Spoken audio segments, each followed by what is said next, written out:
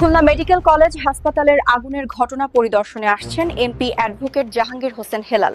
বিস্তারিত প্রতিবেদনে।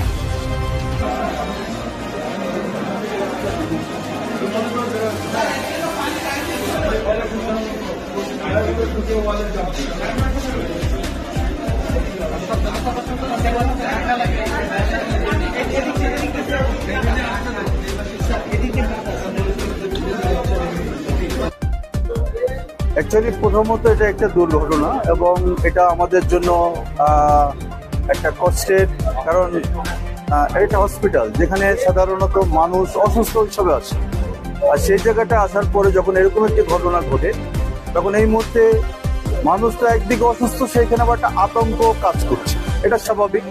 এবং যে খবর আমি পেয়েছি যে এখানে আতঙ্কে এখান থেকে সব পেশেন্ট নিরাপদে বের হওয়ার চেষ্টা করছে, কর্তৃপক্ষ তাদেরকে সেভ করার চেষ্টা করছে। তো এই সব কিছু মিলায় পরিস্থিতিটা আসলে একটা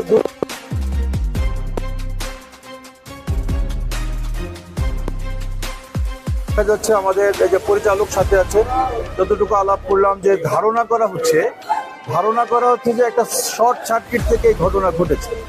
তো শর্ট সার্কিটের ঘটনা যদি ঘটে, স্বাভাবিকভাবে এটা একটা দুর্ঘটনা।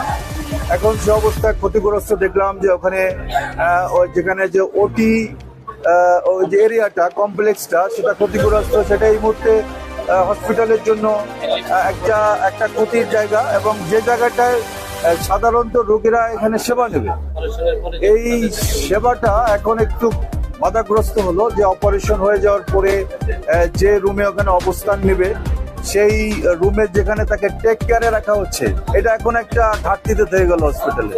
এটা রিকভারি করতে হবে অতি সত্বর মানুষের সেবার কারণে। কারণ হচ্ছে বিভাগীয় শহরের এটা একটা হসপিটাল, এবং যেখানে এর ক্যাপাসিটি এখানে সাতক্ষীরা, যশোর, বাগেরহাট বিভিন্ন জায়গা থেকে যখন চিকিৎসা ওই সমস্ত কেন্দ্র থেকে, স্বাস্থ্য কেন্দ্র থেকে সম্ভব হয় না, তখন কিন্তু খুলনায় পাঠাতে আগে, এবং এই জায়গাটা চারিদিক থেকে আসে।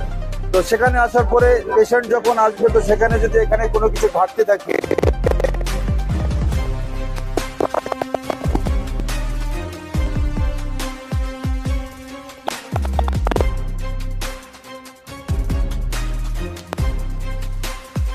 সংশ্লিষ্ট যারা এর সাথে রিলেটেড যে কর্তৃপক্ষ, তাদের দৃষ্টিতে আমরা নিয়ে আসছি, এবং আমি কথা বলবো, এবং কোথায় কোথায় কথা বলার পরে দ্রুত রিকভারি হয় সে বিষয়টি আমি উদ্যোগ নেব ইনশাআল্লাহ।